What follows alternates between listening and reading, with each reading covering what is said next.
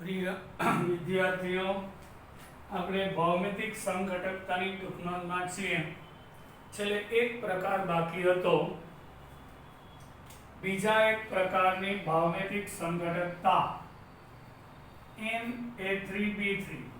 M એટલે metal, A પ્રકારના 3 અને B પ્રકારના 3 અને બધા જ પાછા એક દંતીય લિગેન્ડ જોડાય એટલે અષ્ટફલકીય સંકીર્ણમાં જોવા મળે છે. A પ્રકારના 3 અને B પ્રકારના 3 તો અષ્ટફલકની બાજુના પાસના ખૂણા પર સમાન લિગેન્ડ ત્રણેય દાતા પરમાણુ સ્થાન પ્રાપ્ત કરે ત્યારે આપણને ફેશિયલ FAC ટૂંકમાં સમઘટક મળે છે. સિસ ટ્રાન્સ નહીં પણ ફેશિયલ સમઘટક મળે છે. એ મોડેલ દ્વારા આપણે શીખીએ. પેલા ઉદાહરણ આપણે આપ્યું છે, આખા સંકીર્ણ પર કાંઈ વીજભાર નથી એટલે 0.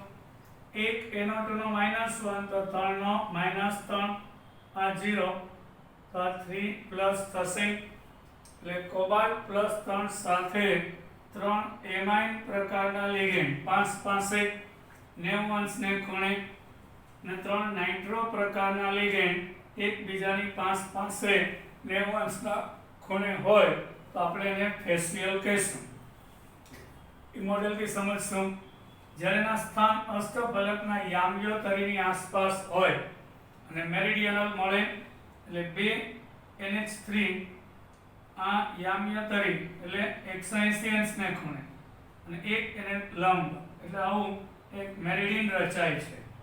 અહીંયા 2 NO2 સામસામે અને એક એને લંબ, આને મેરિડિયનલ કહેવામાં આવે છે. તમને મોડેલ દ્વારા શીખીએ. M એટલે મધ્યસ્થ ધાતુ થઈ, દેખાય છે ને બરાબર છોકરાઓ? આ મધ્યસ્થ કેસરી ગોળો છે એ મધ્યસ્થ પરમાણુ, એની સાથે આવા 6 લિગેન્ડ જોડાય છે. આ 2 NH3 આ બ્લુ ગોળાઓ 2 અને 3 90 અંશને ખૂણે દેખાય છે અને આ ત્રીજો પણ ધારો કે NH3 છે તો ત્રણેય NH3 90 અંશને ખૂણે છે.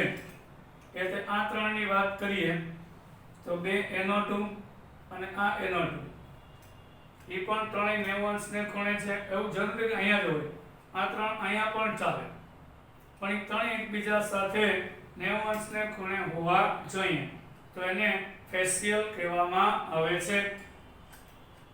હવે મેરિડિયનલ એટલે શું?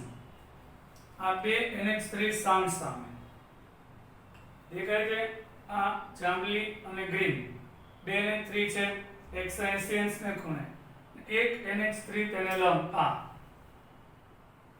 એટલે આખો એક અર્ધચંદ્ર રચાય છે. પછી આ 2 NO2 લઈએ અને આ NO2 લઈએ, આ 2 NO2 સામસામે 180 અને એક એને લંબ તો આવો અર્ધચંદ્ર રચાય છે. એ મેરિડિયનલ કહેવામાં આવે છે. એવું જરૂર નથી કે અહીંયા જ હોય, ધારો કે આ 2 અને આ લંબ તો પણ મેરિડિયન થાય એટલે 2 લિગેન્ડ 180 ને અને એક 90 અહીંયા અહીંયા અહીંયા કે અહીંયા હોય તો ચાલે.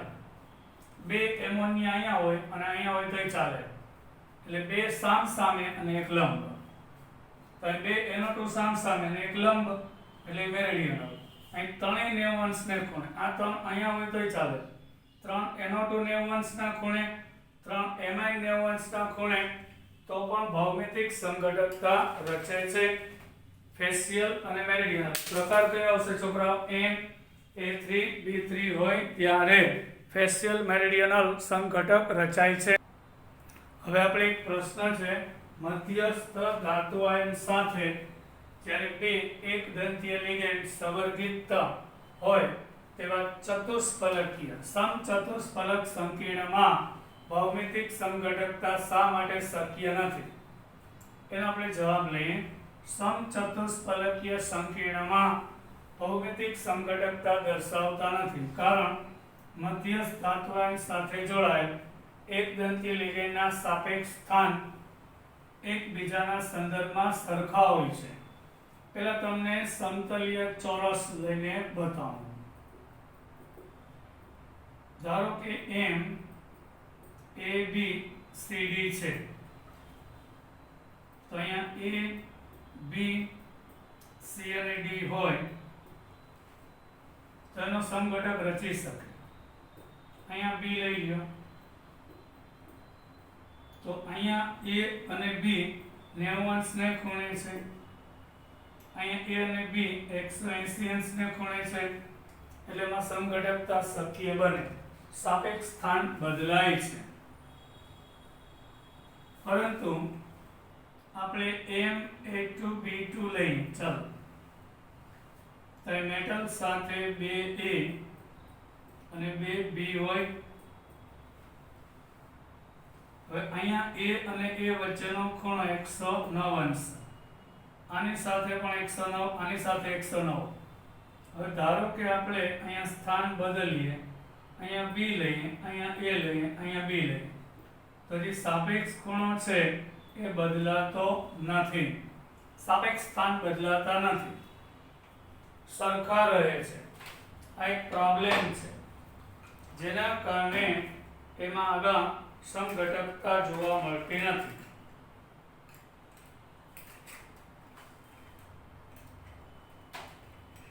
તમે આ જોઈ શકો છો, આ સમચતુષ્ફલકીય છે. એમાં મેટલ સાથે 4 લિગેન્ડ છે, એક દંતીય, 2 A પ્રકારના અને 2 B પ્રકારના. ધારો કે આને અહીંયા લઈ જાઓ, આને અહીં લઈ જાઓ, તો આ ખૂણો છે 109 નો જ રહેશે, આ 109 રહેશે, આ 109 રહેશે. આ B છે, આ A છે, આ A છે. A સાથે A 109, A સાથે B 109. હવે આ B અહીંયા આવી જાય અને A અહીંયા આવી જાય, તો ખૂણો તો એટલો જ રહેશે. સાપેક્ષ સ્થાન બદલાતા નથી, એટલે કે સમચતુષ્ફલકીય રચના ધરાવતા સંકીર્ણમાં ક્યારેય ભૌમિતિક સમઘટકતા જોવા મળતી નથી. બધાને સ્પષ્ટ થયું હશે તો વિડીયોમાં લાઈક કરજો, કોમેન્ટ કરજો છોકરાઓ. હવે આપણે વિદ્યાર્થીઓ, આપણે અવકાશીય સમઘટકતાના 2 પ્રકાર પડેલા હતા. એક ભૌમિતિક સમઘટકતા જે પૂરી થઈ, આ બીજી ટૂંકનામ છે પ્રકાશીય સમઘટકતા. પ્રકાશીય સમઘટકો આરસી પ્રતિબિંબો છે, એટલે અરીસાની અંદર રચાતા, મેં કીધું તો જમણો હાથ અને ડાબો હાથ એકબીજાના પ્રતિબિંબો છે. આવા આરસી પ્રતિબિંબ કહેવાય, ઇનાન્સિયોમર છે, જે એકબીજા પર અધ્યારોપિત કરી શકાતા નથી. એટલે ઉદાહરણ લઈને આપણે જોશું. આ COEN3+3 છે. હવે પહેલા તમને શરત કહી દઉં, પ્રકાશીય સમઘટકતા ક્યારે થશે. એક તો આકાર પેલો પોઈન્ટ અષ્ટફલકીય હોવો જોઈએ, આ પહેલી શરત. બીજું, ઓછામાં ઓછો એક બહુદંતીય લિગેન્ડ હોવો જોઈએ. એક કરતા વધારે હોય તો ચાલે, પણ ઓછામાં ઓછો એક. તો અહીં છે જ 3 બહુદંતીય લિગેન્ડ. ઇથિલિન ડાયમાઇન છે. આ કોબાલ્ટ+3 સાથે એક ઇથિલિન ડાયમાઇનના 2 બંધ, 2 ના 4 અને 3 ના 6 બંધ રચાય છે. હવે તમે અરીસામાં જુઓ છો, તમે કીધું ડાબો ભાગ હોય, જમણી સાઈડનો ભાગ છે એ ડાબી સાઈડ આવી જાય, અને જે ડાબી સાઈડ હોય છે જમણી સાઈડ. તેમાંથી એક ડેક્સ્ટ્રો હશે અને એક લીવો હશે.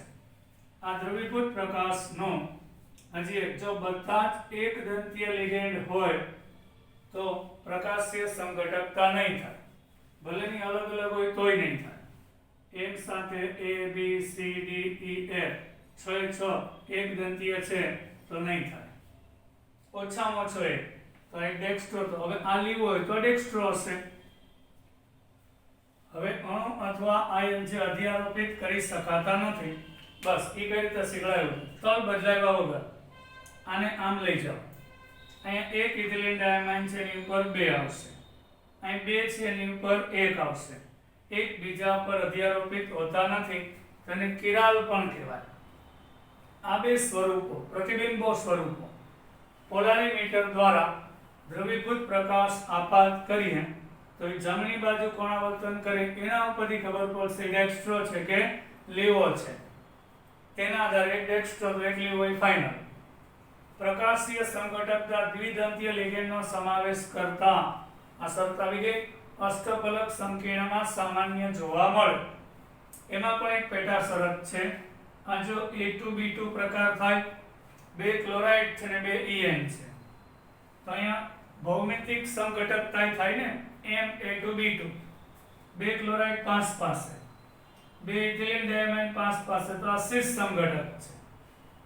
અને બે ક્લોરાઇડ સામ સામે, બે EN સામ સામે, તો એનો ટ્રાન્સ સંઘટક છે. અહીંયા 6 સવર્ગ સહસંયોજક બંધ એટલે અષ્ટફલક ફાઇનલ.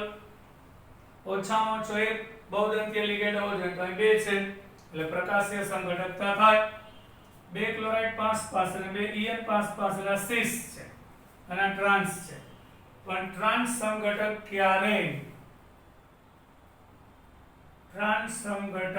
ક્યારેય પ્રકાશ ક્રિયાશીલ હોતો નથી. આ યાદ રાખજો.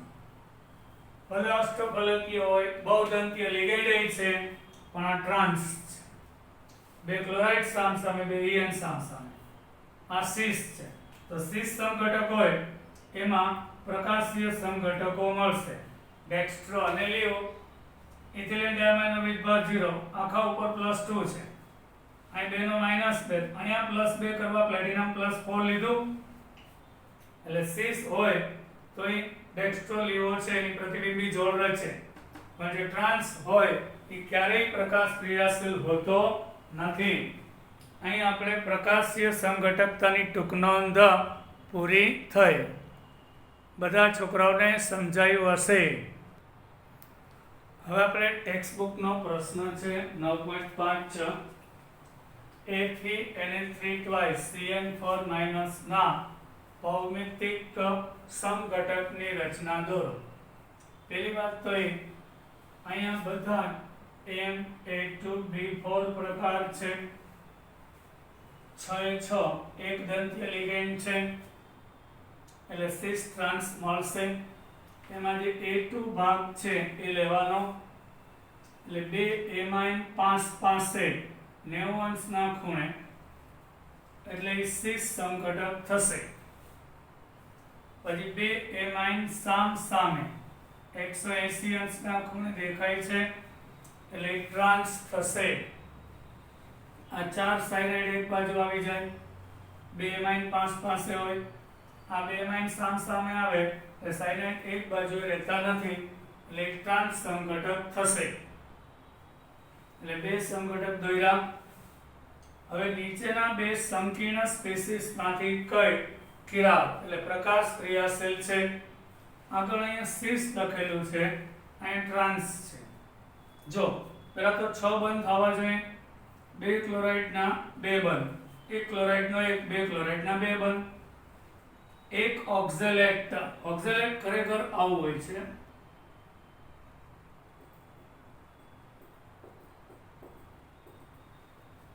આ એક અને બે, એક ઓક્ઝેલેટના બે બંધ, તો બે ના 4 બંધ બનશે અને બે ક્લોરાઇડ એટલે ટોટલ 6 બંધ થાય. હવે આ સીસ છે એટલે બે ક્લોરાઇડ પાસ પાસે, બે ઓક્ઝેલેટ પાસ પાસે એટલે સીસ. એટલે દોરવાનું સીસ લખ્યું એટલે તો જે સીસ સમઘટક હોય એનો પ્રતિબિંબ મળે. તો આ ડેક્સ્ટ્રો, તો આ લીવો. એટલે આ જે ડાબી સાઈડ છે અહીંયા જમણી સાઈડ આવે છે, દેખાય છે, અને જે જમણી બાજુએ ભાગ છે એ ડાબી સાઈડ આવી જાય છે એટલે એ પ્રતિબિંબી સમઘટક રચે, પ્રકાશ ક્રિયાશીલ હોય. પણ ટ્રાન્સ સમઘટકની વાત કરીએ તો ક્રોમિયમ +3 સાથે બે ક્લોરાઇડો સામ સામે અને બે ઓક્ઝેલેટ સામ સામે આવી જાય તો ટ્રાન્સ છે. આની પર દ્રવીભૂત પ્રકાશ આપાત થાય તો એ બિલકુલ કોણાવર્તન કરશે નહીં. એટલે આ બેમાંથી બંને અષ્ટફલક છે, પણ એક સીસ છે ને એક ટ્રાન્સ છે. તો જે સીસ છે એ પ્રકાશ ક્રિયાશીલ હોય એટલે સીસ સમઘટક પ્રકાશ ક્રિયાશીલ છે. એના બે સંગઠક ડેક્સ્ટ્રો અને લીવો મળશે, પણ ટ્રાન્સફરમાં શક્ય નથી, કારણ એની પર ધ્રુવીભૂત પ્રકાશ આપાત કરો અને પોલારિટી ચેક કરો તો એકેય બાજુ ડાબેલી કે જમણેની કોણાવર્તન થતું જોવા મળતું નથી. હવે આપણે બંધારણીય સંગઠકતા પરીક્ષા વિદ્યાર્થીઓ, બંધારણીય સંગઠકતાના 4 પ્રકાર છે. પહેલું બંધન સંગઠકતા, ઇંગ્લિશ શબ્દ યાદ રાખજો, જરૂર પડશે, લિંકેજ આઇસોમેરિઝમ. બંધન સંગઠકતા એમ્બિડેન્ટેડ લિગેન્ડ એટલે ઉભયદંતી લિગેન્ડ ધરાવતા સવર્ગ સંયોજનમાં ઉદ્ભવે છે. આપણા કોર્સમાં 2 જ એમ્બિડેન્ટેડ છે, થાયોસાઇનેટ, આને આપણે થાયોસાઇનેટ S લખશું, કારણ કે સલ્ફર ઇલેક્ટ્રોન યુગ્મનું દાન ધાતુને કરીને જોડાય છે. અને ધારો કે નાઇટ્રોજન જોડાય તો થાયોસાઇનેટ M કહેવામાં આવે છે. અહીં નાઇટ્રોજન પરમાણુ ઇલેક્ટ્રોન યુગ્મનું દાન કરે છે, અહીંયા સલ્ફર દાન કરીને જોડાય છે. તો બીજી એક ખાસિયત, જ્યારે સલ્ફર ઇલેક્ટ્રોન યુગ્મનું દાન કરે ત્યારે નાઇટ્રોજન ના કરે, નકર તો દ્વિદંતીય થઈ જાય, એક દંતીય છે. એટલે સલ્ફર દાન કરશે ત્યારે નાઇટ્રોજન નહીં કરે, અને નાઇટ્રોજન કરશે ત્યારે સલ્ફર દાન નહીં કરે. એટલે બેયનું અણુસૂત્ર સમાન હોય. આનું સાદું ઉદાહરણ થાયોસાઇનેટ NCS લિગેન્ડ ધરાવતા સંકીર્ણ દ્વારા પૂરું પાડવામાં આવે છે. જો નાઇટ્રોજન દ્વારા બંધન પામે એટલે NCS માં નાઇટ્રોજન જે ધાતુ હારે જોડાય અથવા તો સલ્ફર દ્વારા બંધ રચાય તો MsCN સંકીર્ણ આપે છે. આપણે એનું પર્ટિક્યુલર ઉદાહરણ લઈએ, CO Na3,5SCN અને CO Na3,5NCS લઈએ. તમે જોયું, તો આ બંને આવું પૂછાય એક્ઝામમાં. આ બંને જોડમાં કઈ સંગઠકતા છે? તો પહેલા તો ઉભયદંતી ગોતવાનું. અહીં SCN છે, અહીંયા NCS છે. અહીં સલ્ફર દાન કરશે, અહીંયા નાઇટ્રોજન દાન કરશે, એટલે એમાં બંધન સંગઠકતા જોવા મળે. એને દોરીને બતાવું છોકરાઓ, તો કોબાલ્ટ +3 સાથે અહીં સલ્ફર જોડાય છે અને બાકીના 5 એમોનિયા છે, એટલે કે એમાઇન છે. બીજા કેસમાં નાઇટ્રોજન દાન કરીને જોડાય તો NCS હશે, બરાબર. તો આને લિંકેજ સંગઠકતા, અહીંયા સલ્ફર બંધ બનાવતો તો હવે નાઇટ્રોજન બંધ બનાવે છે. લિગેન્ડ એક જ છે, પણ એના સંવર્ગ સ્થળ નિર્દેશ, એટલે કે જે ઇલેક્ટ્રોન યુગ્મનું દાન કરે ને સંવર્ગ સ્થળ નિર્દેશ કહેવાય, તે બદલાઈ જાય છે, એટલે બંધન સંગઠકતા આપશે. હવે આપણે એનું અન્ય ઉદાહરણ લઈએ. બીજો એક ઉભયદંતી લિગેન્ડ છે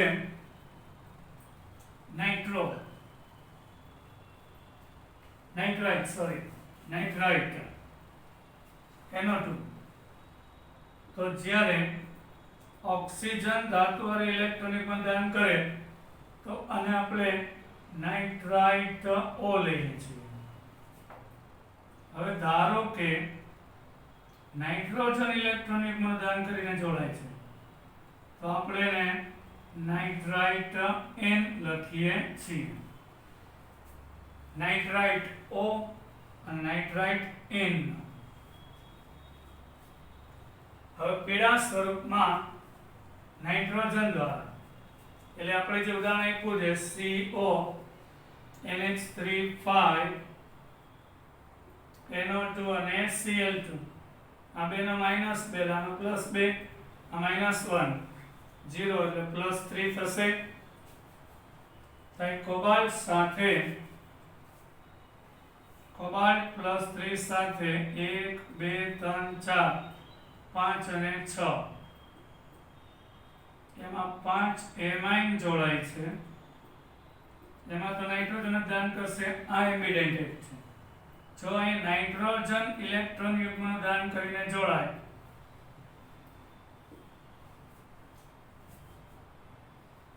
તો એનું પીળું સ્વરૂપ હશે, અને આ રીતે હોય CO+3 Na3 ONO.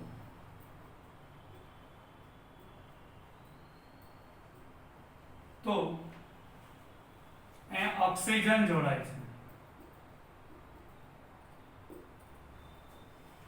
તો એનું લાલ સ્વરૂપ હશે. NO2 માં ઓક્સિજન દાન કરીને જોડાય તો નાઇટ્રાઇટ O, તો એ કોબાલ્ટ સાથે આ ઉદાહરણમાં લાલ રંગ આપશે. અને NO2 નો N જોડાય તો પીળું સ્વરૂપ આપશે. અહીંયા NO2 જોડાય આ રીતે, ઓક્સિજન ને બદલે નાઇટ્રોજન દાન કરે, તો આ બંને ઉદાહરણ છે એ બંધન સંઘટકતા દર્શાવે છે એવું કહી શકાય. એ બંધન સંઘટકતાનું છોકરા ઉદાહરણ થશે. હવે વિદ્યાર્થીઓ, બંધારણીય સંઘટકતાનો બીજો પ્રકાર છે સવર્ગ સંઘટકતા. એને ઇંગ્લિશમાં કોઓર્ડિનેશન આઇસોમેરિઝમ કહેવામાં આવે છે. કોઓર્ડિનેશન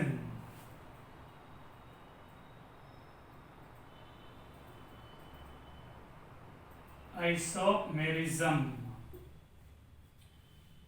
આ બહુ સહેલું છે, તમે ધ્યાનથી જો. માં બે એમ્બિડેન્ટેડ લિગેન્ડ યાદ રાખવાના એટલે બંધનીય સંઘટકતા આવી ગઈ. આ પ્રકારની સંઘટકતા ત્યારે ઉદ્ભવે જ્યારે સંકીર્ણમાં હાજર જુદા જુદા ધાતુ આયનની ધનભારિત અને ઋણભારિત સ્પીસીસ વચ્ચે લિગેન્ડની હેરફેર થાય છે. આ ડાબી સાઈડની સ્પીસીસ છે એ ધનભારિત હોય અને જમણી સાઈડની ઋણભારિત. કોબાલ્ટ +3 હોય છે, આ તટસ્થ એટલે +3 તો -3, એટલે ધન સ્પીસીસના લિગેન્ડ ઋણ સ્પીસીસમાં અને ઋણના ધનમાં જાય. બહુ જ સહેલું છે, અને લિગેન્ડ વચ્ચે આંતરિક ફેરફાર થાય છે. અને આ CO Na3 અને CN6-3.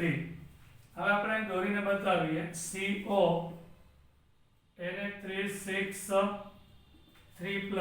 અને CN6-3 છે. અહીં ક્રોમિયમ 3+, એમાઇન 0, આ -6 એટલે આ +3 થાય. અહીંથી એમાઇન અહીંયા જશે, અહીંથી સાઈનો અહીંયા આવશે, તો અહીં ક્રોમિયમ +3 છે, એમાં એમાઇન જોડાઈ જાય 6, એટલે +3 થશે. એટલે ક્રોમિયમ વાળી સ્પીસીસ ઋણથી ધન થાય, કારણ કે અને અહીંયા કોબાલ્ટ છે એમાં સાઈનો જોડાય, તો આ -3. તો આ બંને જે પેર છે એમાં સવર્ગ સંઘટકતા કહેવાય. તેમાં એમોનિયા લિગેન્ડ કોબાલ્ટ +3 સાથે બંધિત છે અને સાયનાઇડ લિગેન્ડ ક્રોમિયમ +3 સાથે બંધિત છે. તેનો સવર્ગ સંઘટક આનો, એટલે ક્રોમિયમ સાથે 6 એમાઇન આવી જાય, તમે જુઓ, અને કોબાલ્ટ સાથે એમાઇન હતા ત્યાં 6 સાયનાઇડ આવી જાય. એમોનિયા લિગેન્ડ ક્રોમિયમ સાથે બંધિત છે અને સાયનો લિગેન્ડ કોબાલ્ટ +3 સાથે બંધિત છે. તો આને કોઓર્ડિનેશન આઇસોમેરિઝમ કહેવામાં આવે છે. આ પ્રકારની સંઘટકતા ત્યારે જ ઉદ્ભવે સંકીર્ણમાં હાજર, એટલે એક સંકીર્ણ, એક ભાગ ધન, એક ભાગ ઋણ, ધનભારિત અને ઋણભારિત, આ સંકીર્ણ સ્પીસીસ કહેવાય. એમાં વચ્ચે આ ધનભારિત સ્પીસીસ, આ ઋણભારિત, એમાં ધાતુ સાથે જે લિગેન્ડ છે એની હેરફાર. સમજાય ને? કોબાલ્ટ સાથે 6 એમાઇન હતા, ત્યાં સાયનાઇડ આવી જાય, પછી ક્રોમિયમ સાથે સાયનાઇડ હતા ત્યાં એમાઇન આવી જાય. તો આ પ્રકારની સમઘટકતાને સાદી ભાષામાં ડાબી સાઈડનો સ્પીસીસ ધન હોય, જમણી સાઈડનો ઋણ. તો જે ઋણ સ્પીસીસ છે સંકીર્ણ, એમાંથી લિગેન્ડ ધનમાં જાય, ધન સ્પીસીસના લિગેન્ડ અહીંયા આવી જાય. ત્યારે પણ જો એનો વીજભાર બદલાતો હોય તો ડાબા જમણું બદલાવવું પડે. આ ધન ભાગ હતો, હવે ઋણ થઈ ગયો. વીજભાર ન બદલાતો તો નેમ્ય રહેશે. અહીં ધાતુ સાથે કોબાલ્ટ સાથે એમાઇન હતા, હવે ક્રોમિયમ સાથે એમાઇન છે. ક્રોમિયમ સાથે સાયનાઇડ હતા, હવે કોબાલ્ટ સાથે સાયનાઇડ છે. તો આને સવર્ગ સમઘટકતા કહેવામાં આવે છે. આ બધા સમઘટકતાના વૈજ્ઞાનિકો આપેલા નામ હોય એ આપણે યાદ રાખવા પડે. હવે આપણે ત્રીજો પ્રકાર બંધારણીય સમઘટકતાનો આયનીકરણ સમઘટકતા. આ પ્રકારની સમઘટકતા ત્યારે ઉદ્ભવે જ્યારે સંકીર્ણ ક્ષારમાં પ્રતિઆયન કાઉન્ટર આયન કાંસની બહાર પોતે જ સક્ષમ લિગેન્ડ હોય. કાંસની બહારનો ભાગ પોતે જ લિગેન્ડ હોવો, લિગેન્ડ તરીકે વર્તી શકે. અત્યારે લિગેન્ડ નથી, સક્ષમ હોય અને લિગેન્ડને વિસ્થાપિત કરી શકે. અંદરના લિગેન્ડને બહાર કાઢે અને પોતે અંદર ચાલ્યો છે. એટલે અંદરનો લિગેન્ડ હોય પ્રતિઆયન બની જાય અને બહારનો જે પ્રતિઆયન હોય તે લિગેન્ડ તરીકે અંદર ચાલ્યો છે. તો આવી સમઘટકતાને આયનીકરણ સમઘટકતા કહે છે. પણ એ લિગેન્ડ હોવો જોઈએ, વર્તી શકે તેવો હોવો જોઈએ. અહીં તમે સલ્ફેટ -2 0 આ +1 તો કોબાલ્ટ +3 થાય. અહીં કોબાલ્ટ +3 સાથે 5 એમાઇન જોડાયેલા છે. સવર્ગ સહસંયોજક બનશે અને એક સલ્ફેટ જોડાય છે. એક દંતીય વીજભાર ભલે -2 છે પણ એક દંતીય જેવું કામ કરે છે અને બ્રોમાઇડ કાઉન્ટર આયન છે. હવે આ સલ્ફેટ બહાર આવી જાય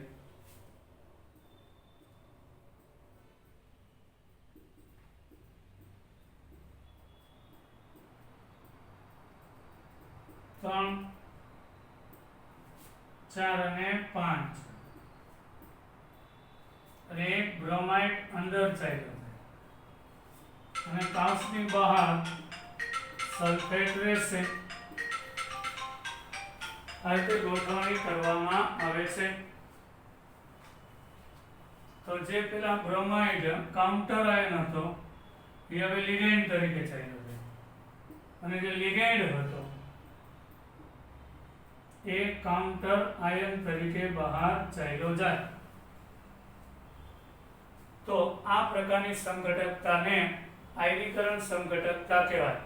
એટલે કાંસની બહારનો કાઉન્ટર આયન જે અંદર લિગેન્ડ તરીકે અને જે અંદર લિગેન્ડ હતો એ બહાર કાઉન્ટર આયન તરીકે ચાલ્યો જાય. હવે આને આયનીકરણ સમઘટકતા નામ શું કામ આપ્યું એ તમને સમજાવી દઉં. આજનો લેક્ચર પૂરો થશે. તો મને સાંભળો એ બદલ તમારો ખૂબ ખૂબ આભાર. અને સમજાઈ જાય તો લાઈક કરો એટલે મને ખબર પડે કે તમને સમજાઈ ગયું. અને હોમવર્ક છે ટાઈમસર મોકલતા જાઓ, બરાબર, અને રોજ જોતા જાઓ. હવે આનું આયનીકરણ થાય તો CONA3 SO4+ અને Br- આપે. આ બેયનું અણુસૂત્ર સમાન કહેવાય. અને આનું આયનીકરણ થાય કારણ કે ચોરસ કૌંસનું આયનીકરણ થતું નથી.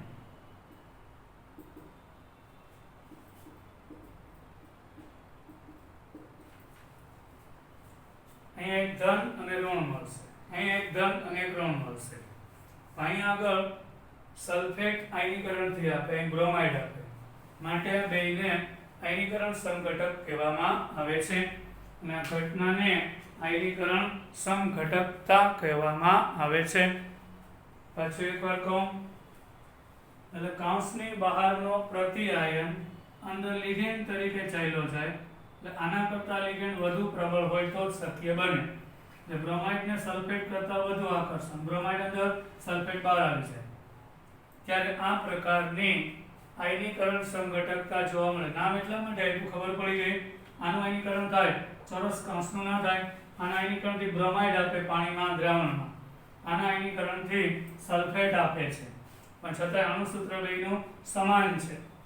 એટલી બંધારણીય સંઘટકતાનો ત્રીજો પ્રકાર આયનીકરણ સંઘટકતા કહેવાય. એટલે કાંસની બહારનો કાઉન્ટર આયન અંદર લિગેન્ડ તરીકે ચાલ્યો જાય, અંદરનો લિગેન્ડ બહાર કાઉન્ટર આયન તરીકે પ્રતિ આયન તરીકે આવી જાય તો એને આયનીકરણ સમઘટક કહેવાય. અને આ ઘટનાને આયનીકરણ સમઘટકતા કહે છે. બાય. લાઈક કરજો.